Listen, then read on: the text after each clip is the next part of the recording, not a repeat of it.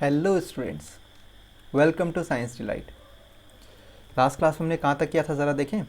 Last class में हम कर रहे थे कौन सा chapter, chemical reactions and equations.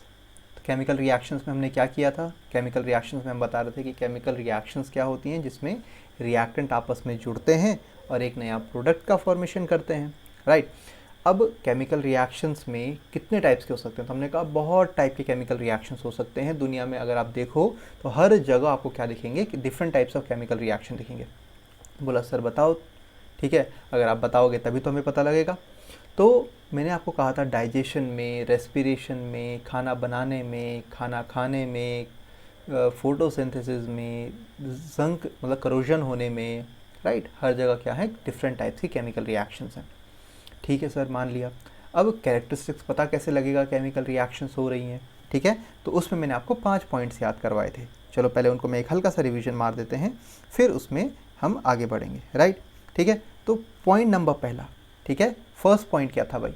First point हमारे पास था कि वहाँ पर क्या होता है, इवोल्यूशन ऑफ गैस। आप भी साथ साथ में याद करते रिवाइज करते रहेंगे, राइट। इवोल्यूशन ऑफ गैस, इसमें मैंने आपको क्या रिएक्शन दिखाई थी, जिंक दो मॉलिक्यूल HCl के साथ रिएक्ट करता है, क्या बनाता है, ZnCl2 plus H2 gas, right. अब ये H2 गैस को हम कैसे टेस्ट करते थे, पॉपअप टेस्ट, पॉपअप टेस्ट करते थे, राइट।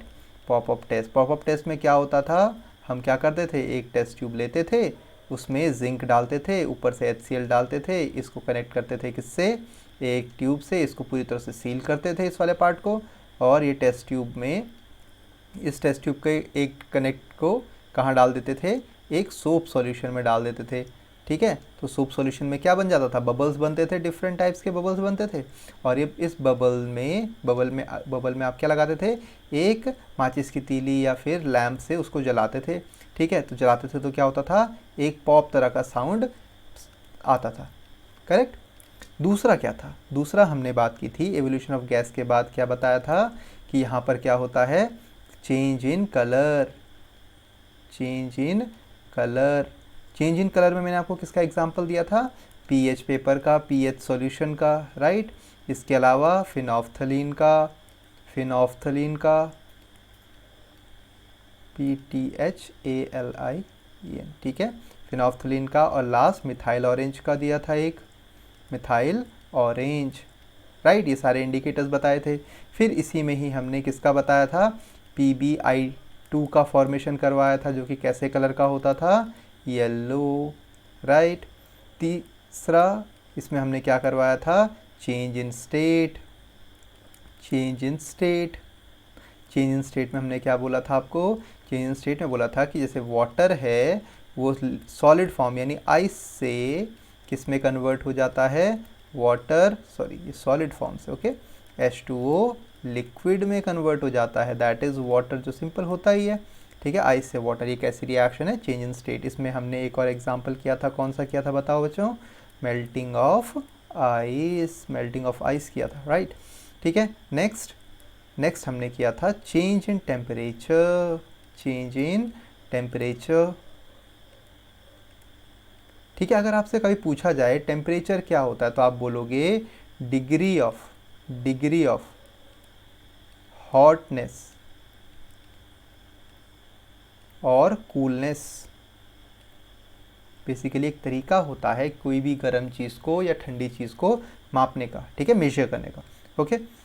तो चेंज इन टेम्परेचर में कौन सी रिएक्शंस करवाई थी हमने, चेंज इन टेम्परेचर में हमने बोला था कि कैल्शियम ऑक्साइड को अगर आप पानी में मिला दो तो क्या बनता है, कैल्शियम हाइड्रोक्साइड बनता है, ठीक है। तो कैल्शियम ऑक्साइड को हमने क्या नाम दिया था, क्विक लाइम। ये चीज़ें आपको याद रखनी है। और कैल्शियम हाइड्रोक्साइड को हमने क्या नाम दिया था जी, बताओ बताओ बताओ, लाइम वाटर, लाइम वाटर दिया था, राइट। अब देखो लास्ट और फाइनल में हमने क्या बताया था, देखो एवोल्यूशन ऑफ गैस हो गई, चेंज इन कलर हो गया, चेंज इन स्टेट हो गई, चेंज इन टेम्परेचर हो गया। लास्ट में हमने क्या बताया था भाई, लास्ट में हमने बताया था formation of precipitate, formation of PPT, यही बताया था। और PPT के फॉर्मेशन में हमने क्या बोला था कि सर इसमें PPT बनता है, तो यहाँ पर हमने AgNO3 को रिएक्ट करवाया था, किसके साथ बताओ बच्चों, किसके साथ करवाया था, NaCl के साथ करवाया था। तो NaCl के साथ जैसे ही इसमें रिएक्शन करवाया तो किसका फॉर्मेशन हुआ, AgCl। AgCl कैसे कलर का होता है, वाइट कलर का होता है, राइट। और इसके साथ क्या बना था, NaNO3 बन गया। ये तो कलरलेस होता है, तो एक्वस फॉर्म में आपको सॉल्युबल मिलेगा, लेकिन ये वाइट कलर आपको दिखाई देगा। तो वैसे ही PbI2 भी एक तरह का प्रेसिपिटेट बन जाता है, जैसे PbNO3 प्लस किसके साथ किया था, बताओ, पोटेशियम आयोडाइड के साथ रिएक्शन करवाई थी ना, वही चीज़ ये होगा। चलो यहाँ तक हो गया, चलो आगे बढ़ते हैं। नेक्स्ट क्या है इसमें बताओ ज़रा, what is a chemical equation. अब एक चीज़ देखो, ठीक है, हम कोई भी रिएक्शन लिख रहे हैं, जैसे मैंने बोला कि मैग्नीशियम रिबन को बर्न कर रहे हैं, तो हमने क्या लिखा, यहाँ पर लिखा magnesium plus oxygen gives magnesium oxide.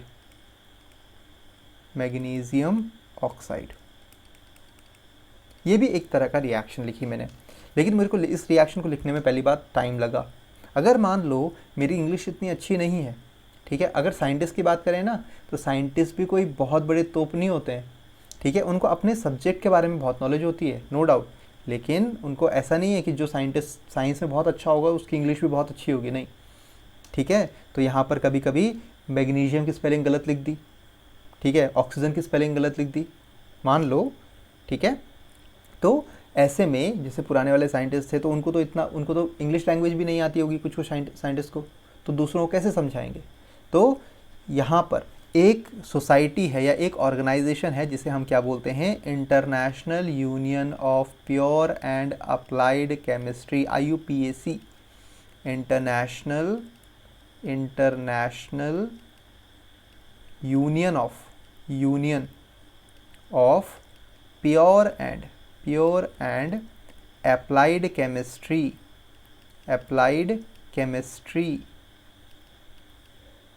ठीक है। उसने बोला, ठीक है, कि क्या होगा, किसी भी एलिमेंट की बात हो रही है, किसी भी एलिमेंट को एक सिंबॉलिक रिप्रेजेंटेशन दिया जाए और वो पूरे वर्ल्ड में जहाँ भी साइंटिस्ट हैं वहाँ एप्लीकेबल होगा, ठीक है। इससे दो चीज़ें होंगी, एक हमारी इक्वेशन बिना गलती के होगी, दूसरी वो यूनिवर्सली एक्सेप्टेड है, तो हर कोई उसी फॉर्म में ही बोलेगा, तो उसको पढ़ना आसान हो जाएगा, ठीक है।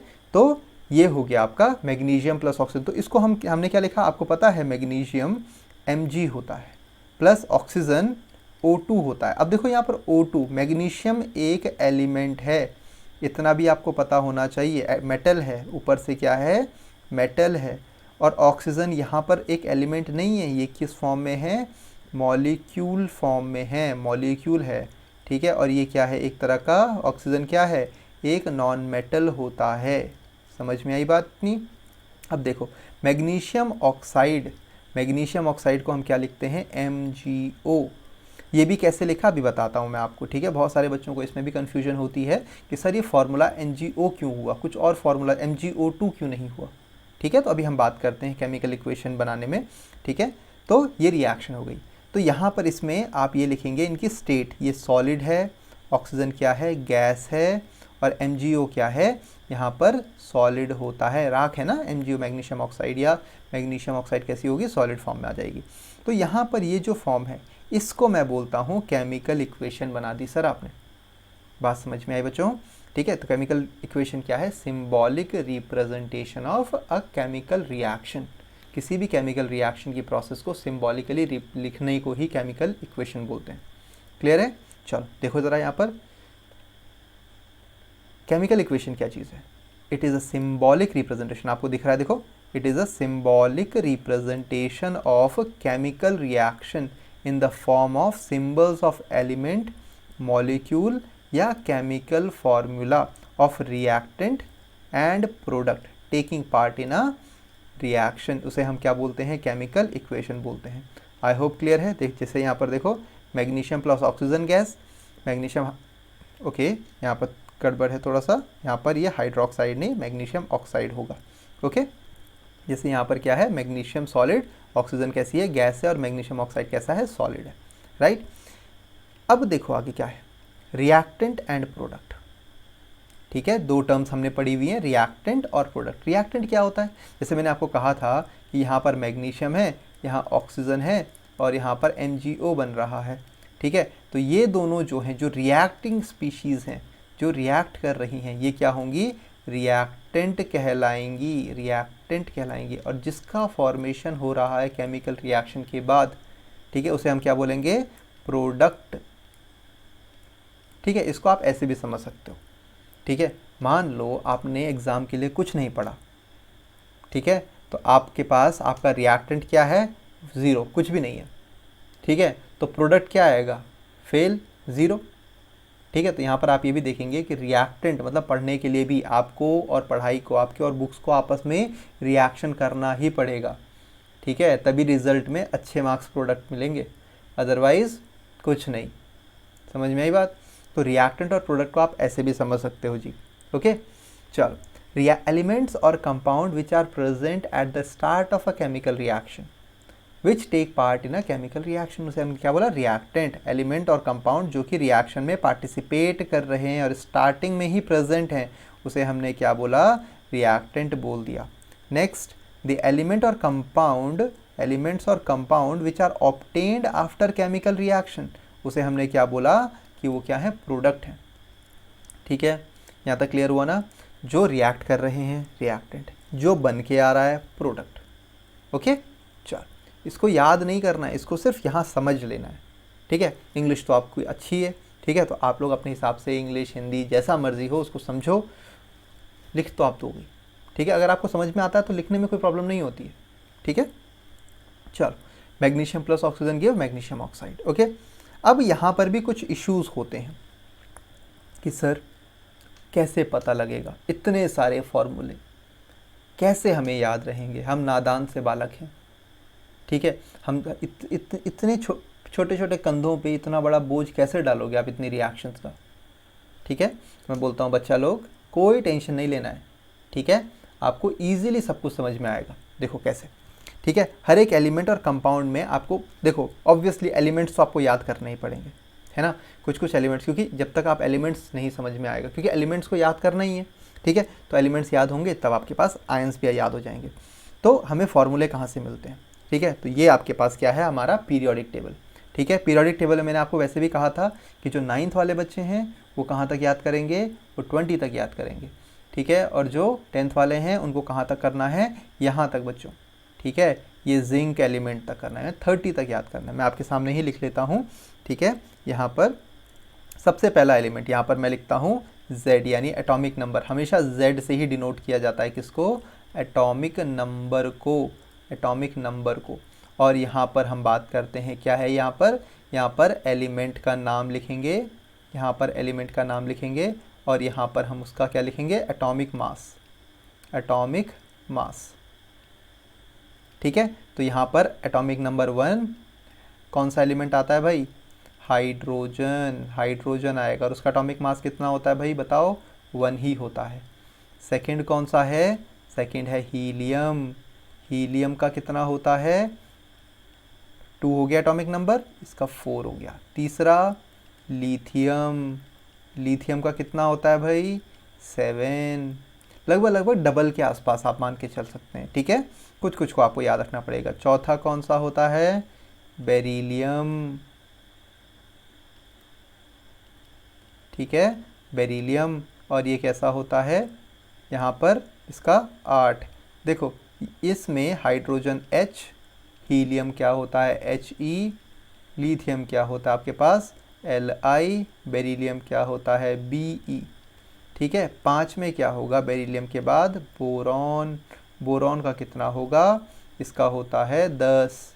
और यहाँ पर क्या होगा, बोरॉन B, राइट।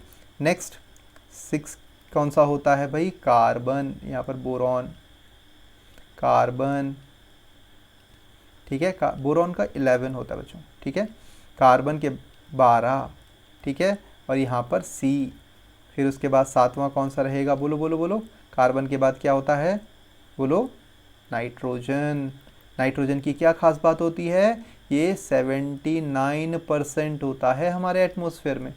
ठीक है, फिर बताओ नाइट्रोजन का कितना होगा 14 और ये नाइट्रोजन, ठीक है। फिर 8वां क्या होगा ऑक्सीजन, ऑक्सीजन ऑक्सीजन का क्या होगा बोलो 16 और ऑक्सीजन का क्या होता है ऑक्सीजन ओ। नेक्स्ट 9 में क्या आ जाएगा ऑक्सीजन के बाद, बताओ ऑक्सीजन के बाद क्या आएगा, बोलो बोलो बोलो फ्लोरीन, फ्लोरीन का कितना होता है 19 होता है, ये याद रखना, और F इसका सिंबल, ठीक है। और 10 क्या होगा फ्लोरीन के बाद नियॉन, नियॉन का कितना होता है 20 और इसका सिंबल Ne, ओके। यहाँ से यहाँ तक आज याद रखना, ठीक है। तो डेली 10-10 करके याद करेंगे तो 30 आराम से हो जाएंगे, ओके। अगर आप आगे भी लिखना चाहो तो मैं आगे लिखवा देता हूँ आपको, क्योंकि यहाँ पर तो मेरा आपको पता ही क्या आ रहा है, सर आ रहा है, तो आप या तो ऊपर लिख लो या तो नीचे लिख लो, ऊपर ही लिख लेते हैं। तो 11th में क्या आ जाएगा, 11th में आएगा कौन सोडियम Na। तो इनको आप याद कर लेना, ठीक है। यहाँ पर ज़्यादा हम टाइम वेस्ट नहीं करेंगे, ठीक है। मैग्नीशियम, सोडियम का कितना होता है 23 होता है एटॉमिक मास, मैग्नीशियम का कितना होगा, मैग्नीशियम का होता है 24, ठीक है। ऐसे ही बहुत सारे एलिमेंट्स के होते हैं, ठीक है। आप इसको पीरियोडिक टेबल एक बार 30 तक देख लीजिएगा, ठीक है। सारे लिखवाएंगे तो टाइम वेस्ट होगा, राइट। तो इसीलिए आपको भी आप एक बार पढ़ोगे ना तो इजीली याद हो जाएगा, ओके। तो 20 तक आपको एटॉमिक मास याद हो या ना हो इतना फ़र्क नहीं पड़ेगा, लेकिन एटॉमिक नंबर याद होना चाहिए, ओके। चलो आगे बढ़ते हैं। तो भाई मॉलिक्यूलर फार्मूला कैसे लिखेंगे, ठीक है। सबसे बड़ी समस्या यही आती है कि मॉलिक्यूलर फार्मूला कैसे लिखेंगे सर, आपने एलिमेंट बता दिए, चलो एलिमेंट हम याद कर लेंगे, लेकिन उससे मॉलिक्यूलर फार्मूला कैसे बताएंगे, ठीक है। तो इसके लिए मैं आपको कुछ रिकॉल करवाता हूँ, ठीक है। आपने क्लास 9th में, ठीक है, क्लास 9th में क्या पढ़े थे, एक पार्ट पढ़े थे आयंस, ठीक है। आयंस क्या होते हैं basically, they are the charge particle, charge particle, ठीक है। चार्ज पार्टिकल होते हैं, चार्ज पार्टिकल दो तरह के होते हैं आपके पास, या तो पॉजिटिवली चार्ज होंगे या तो नेगेटिवली चार्ज होंगे। जो पॉजिटिव चार्ज पार्टिकल होते हैं उनको क्या बोलते हैं कैटायन, और जो नेगेटिवली चार्ज पार्टिकल होते हैं उनको क्या बोलते हैं एनायन, ठीक है। अब पॉजिटिव चार्ज कितने हो सकते हैं, होने को तो बहुत हो सकते हैं, लेकिन जनरली हम देखते हैं कि +1 पॉजिटिव भी आता है, +2 पॉजिटिव भी आता है और +3 भी आता है। बच्चे आने के लिए +8 तक भी जा सकते हैं, ठीक है, लेकिन हमें सिर्फ इतने की ही ज़रूरत है, ओके। चलो नेक्स्ट, यहाँ पर एनायन देखो, ये भी ये -1 हो सकता है, ये भी -2 हो सकता है और ये -3 हो सकता है, ठीक है। तो कैटायन में सबसे पहले हम लिखते हैं किसके एलिमेंट्स जो क्या बनाते हैं +1 वाले बनाते हैं, जो +1 चार्ज होते हैं। तो +1 चार्ज किस किस के पास रहता है उसकी बात करते हैं। तो +1 चार्ज रहेगा किसके पास, सोडियम के पास रहेगा Na+, हाइड्रोजन के पास रहेगा H+, पोटेशियम के पास रहेगा, ठीक है। NH4+ आपने सुना होगा, NH4 सुना होगा, ये क्या होता है जी, ये होता है अमोनियम, ये अमोनियम होता है। हमेशा याद रखना आयन लगाना कभी ना भूलें, क्योंकि ये आयन्स हैं, राइट। ये हो गया आपके पास। फिर इसके बाद क्या हो सकता है Cu+, इसको क्या बोलेंगे हम क्यूप्रस बोलेंगे, क्या बोलेंगे बच्चों क्यूप्रस बोलेंगे, ओके। तो ये हो गए +1 के। नेक्स्ट +2 की अगर मैं बात करूँ, ठीक है, तो +2 में क्या आएगा भाई, यहाँ पर आएगा कैल्शियम Ca+2, ठीक है, बेरिलियम +2, मैग्नीशियम +2, ठीक है। फिर इसके बाद Fe+2, ये क्या, इसका नाम क्या होता था क्यूब नहीं, क्यूप्रस कहाँ से आ गया, फेरस होता था, ठीक है। और Cu+2 जब आता था तो उसे हम क्या बोलते थे क्यूप्रिक, ठीक है। यहाँ पर अगर आप Au+ लिखते हैं ना तो ये ऑरस, ROUS, ठीक है। और ये हो जाएगा Au+2 होता तो ऑरिक, ठीक है बच्चा। Ag+ होता तो अर्जेंटस, ठीक है, सिल्वरस नहीं होता, वो अर्जेंटस होता है, ठीक है, अर्जेंटस, ओके। तो ये तो हमारे पास कितने आ गए, +1 और +2 के आ गए। अब +3 की बात करते हैं। +3 का आपने पढ़ा हुआ है, बिल्कुल पढ़ा हुआ है सर। यहाँ पर हम क्या पढ़ते हैं, Al+3 पढ़ते हैं, Fe+3 पढ़ते हैं। Fe+3 का नाम क्या होता है जी, इसका नाम होता है फेरिक। क्या नाम बोलते हैं इसको, फेरिक बोलते हैं। तो नाम याद रखना, ठीक है, बहुत इंपॉर्टेंट है, ठीक है, फेरिक। फिर इसके बाद क्या हो जाएगा आपके पास, यहाँ पर और भी होगा, ठीक है। चलो अभी फ़िलहाल के लिए इतना ही देखते हैं। होने के लिए तो और भी हो सकता है, क्रोमियम आयन हो सकता है, Cr+3, ठीक है। तो होने के बहुत कुछ हो सकता है, लेकिन क्रोमियम, Cr मतलब होता है क्रोमियम। मैं इसको ढंग से लिख देता हूँ, ये Cr+3, ठीक है। इसको हम क्या बोलते हैं, क्रोमियम है ये, ठीक है, क्रोमियम है। तो एलिमेंट्स के आपको नाम याद होने चाहिए, ओके, तभी आप बता पाओगे इसमें। अब -1 की बात करते हैं। तो -1 में क्या होगा, ठीक है। तो हेलोजन ग्रुप जो होता है आपके पास कौन कौन सा, फ्लोराइड, क्लोराइड, ब्रोमाइड, आयोडाइड, ये हो गया, ठीक है, आइड लग गया। इसके अलावा और क्या हो सकते हैं, बता सकते हैं। H- भी होता है, हाइड्राइड। एक ये भी होता है N3-। सर ये क्या है, इसको हम बोलते हैं अजाइड, ठीक है। ये होता है हाइड्राइड, ठीक है। कभी कभी आप लोग को कन्फ्यूजन हो जाता है इसमें, ओके। तो ये हो गए -2 वाले। फिर जैसे जैसे याद आएंगे मैं आपको बताते जाऊंगा, ठीक है। तो यहाँ पर -2 में क्या आएगा, O2-, इसको ऑक्साइड, ठीक है। फिर इसके बाद क्या हो जाता है, S2-, सल्फाइड, ठीक है। आपने ये भी देखा होगा SO4-, इनको याद रखना ज़्यादा ज़रूरी है, सल्फेट, राइट। अब इसमें क्या बोलेंगे, SO3-, भी आता है, इसको हम क्या बोलेंगे, सल्फाइट, ठीक है। अब यहाँ पर NO2- भी आता है, इसको बोलते हैं नाइट्राइट। और NO3- भी आता है, ये भी इंपॉर्टेंट है, नाइट्रेट है, ये नाइट्रेट बोलेंगे, ओके। सल्फाइट हो गया, सल्फेट हो गया, सल्फाइट हो गया, ठीक है। अब यहाँ पर हम नेक्स्ट बात करते हैं इसमें, ठीक है। अब -3 की बात करते हैं। तो -3 में यहाँ ऊपर लिखता हूँ मैं, -3 वाला। -3 में आता है आपके पास, एक तो ये वाला हो गया, देखो N-3, ये हो गया नाइट्राइड, ठीक है। एक होता है PO4-3-, इसको बोलते हैं फॉस्फेट।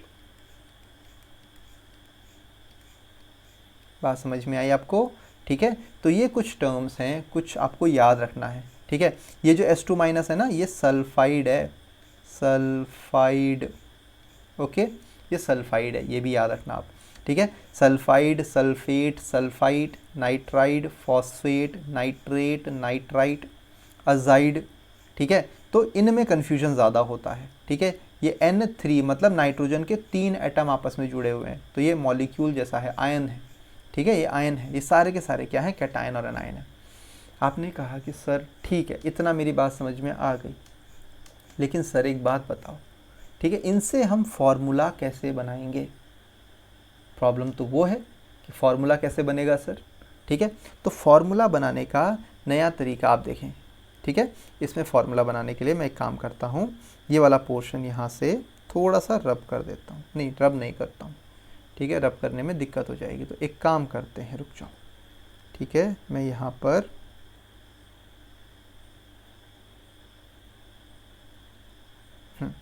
ठीक है, मैं इस वाली में जाता हूँ, ठीक है। अब देखो सर, मॉलिक्यूलर फार्मूला लिखना था हमें, ठीक है। हमें क्या लिखना था, मॉलिक्यूलर फार्मूला। तो जैसे मॉलिक्यूलर फार्मूला बोला मैंने, सर आप मुझे एक बात बताओ, आप मुझे सोडियम और ऑक्सीजन का लिखो। हमेशा याद रखना, कोई भी केमिकल फार्मूला होता है ना, कोई भी केमिकल फार्मूला जब भी आप लिखते हो ना, फार्मूला, ठीक है, तो उसमें हमेशा सबसे पहले आप किसको लिखते हो, कैटायन को लिखते हो, और फिर आप किसके लिखते हो, एनायन को लिखते हो। बात समझ में आई आपके, कैटायन के बाद एनायन को लिखते हो, ठीक है। वो आपको डाइवर्ट करा था, इसलिए मैंने हटा दिया वो चीज़, ठीक है। तो यहाँ पर कैटायन पहला, फिर एनायन, ठीक। अगर कैटायन और एनायन एक साथ लिखे जाते हैं, उसमें सबसे पहले कैटायन फिर एनायन, तो कैटायन एनायन आपके दिमाग में होने चाहिए, ठीक है, अब मैंने आपको कहा सर मुझे एक बात बताओ, आप बोलते हो सोडियम क्लोराइड लिखना है, सोडियम क्लोराइड लिखना है, तो सोडियम क्लोराइड कैसे लिखूंगा? तो सोडियम पहले है, तो सोडियम को किस फॉर्म में एग्जिस्ट करता था? सोडियम Na+ में एग्जिस्ट करता था, और क्लोराइड किस फॉर्म में एग्जिस्ट करता था? Cl-। तो इस प्लस से ये माइनस न्यूट्रलाइज हो गया और ये दोनों आपस में जुड़ गए, क्या बना दिया? NaCl।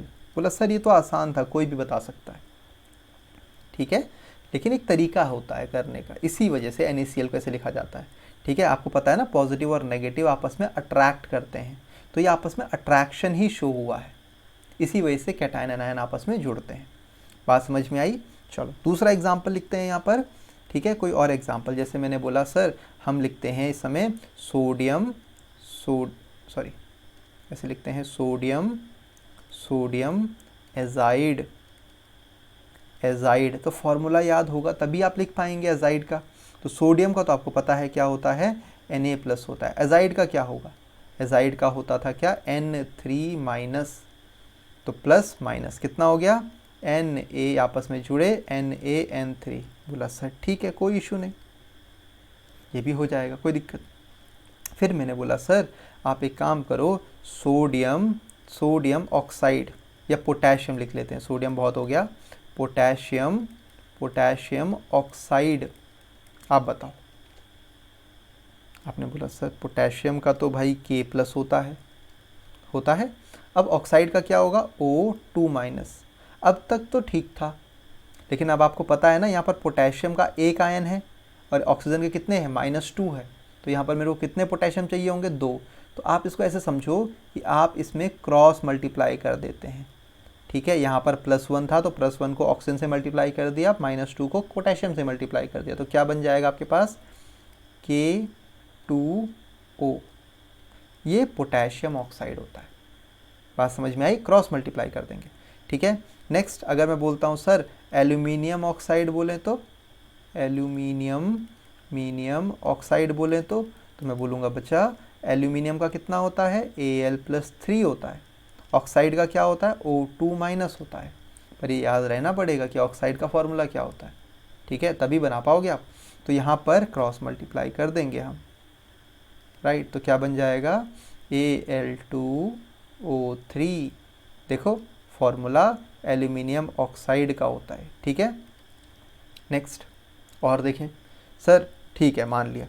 अब मैं अगर बोलूँ सर कि कैल्शियम ऑक्साइड बनाना है, कैल्शियम ऑक्साइड का फॉर्मूला बनाना है, तो कैसे बनाएंगे कैल्शियम ऑक्साइड का फॉर्मूला? ठीक है, कैल्शियम ऑक्साइड का फॉर्मूला कैसे बनेगा भाई? कैल्शियम का क्या हो गया? Ca+2, ऑक्साइड का क्या हो गया? O2-। अरे वाह, यहाँ पर तो यहाँ पर भी +2 है, यहाँ पर भी -2 है, तो इसमें एक्स्ट्रा की तो कोई ज़रूरत है नहीं, तो ये दोनों +2 और -2 को आप इजीली क्या कर सकते हो? कैंसिल कर सकते हो। जब सेम चार्ज आ जाए तो आप इजीली कैंसिल कर सकते हो, ठीक है बच्चा। जब सेम चार्ज आ जाए तो कैंसिल कर देने का, ठीक है। Same charge cancel, opposite charge cross multiply, क्या बोलेंगे? Same charge cancel, opposite charge cross multiply हो जाएगा। तो यहाँ पर क्या हो जाएगा सर? यहाँ पर हो जाएगा कैल्शियम ऑक्साइड। ये बन गया कैल्शियम ऑक्साइड का फॉर्मूला, ठीक है। वैसे ही अगर मैं एल्यूमिनियम नाइट्राइड की बात करूं, तो एल्यूमिनियम नाइट्राइड Al+3 और nitride N-3, cross multiply Aln। देखो ये हो गया, सिंपल है। आई होप इतना समझ में आया होगा आपको। एक आपके लिए जोड़ते हैं, ठीक है। यहाँ पर क्या होगा आपके पास? यहाँ पर मैं आपको बताता हूँ, आप लिखना, हाँ वीडियो पॉज करना, उसके बाद लिखना शुरू करना, उसके बाद बताना, ओके। पहले मैं लिख लेता हूँ आपके लिए। तो यहाँ पर सबसे पहले एक बताते हैं, calcium phosphate, aluminium nitrate, okay. फिर उसके बाद मैंने लिखा पोटेशियम सल्फेट, ओके। ये 3 फटाफट करो ज़रा, मैं आपको 2 मिनट देता हूँ, आप इसको करो ज़रा, ठीक है, करो ज़रा फटाफट करो।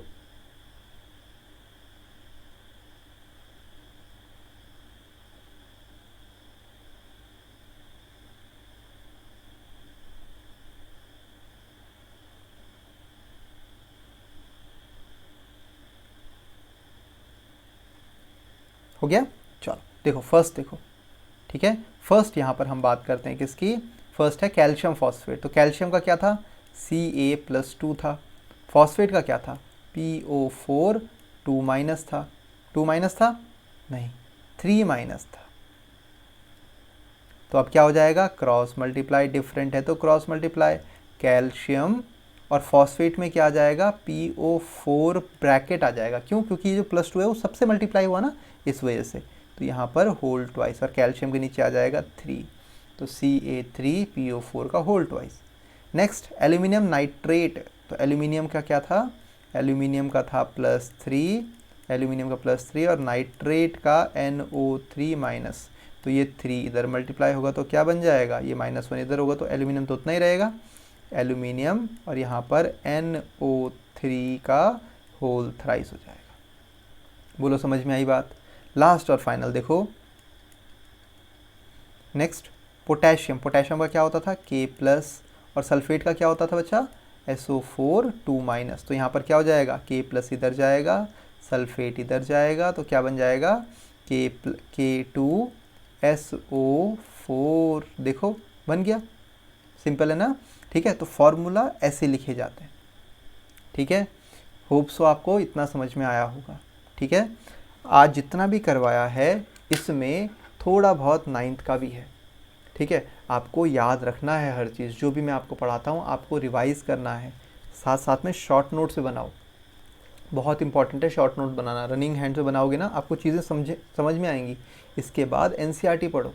ठीक है, ऐसा भी हो सकता है कि आप पहले NCERT पढ़ के रखो, ठीक है, तो आपको और अच्छे से समझ में आएगा, और क्लास के बाद भी नोट्स और NCERT को साथ में बना के चलो। ठीक है, बहुत सिंपल है, बहुत ईजी है, हर चीज़ स्टेप बाय स्टेप समझ के चलेंगे। ओके बच्चा, ठीक है, यहाँ तक एक बार रिवाइज़ करना। ठीक है, नेक्स्ट क्लास में मिलते हैं हम, तब तक के लिए बाय बाय। और लाइक शेयर सब्सक्राइब करते रहना, क्योंकि आपके लाइक्स वही हमारे ATPs हैं बेसिकली। ओके, ठीक है, चलो, और अपने दोस्तों को भी बुलाना, उनके साथ भी शेयर करना। ठीक है, चलो बाय बाय।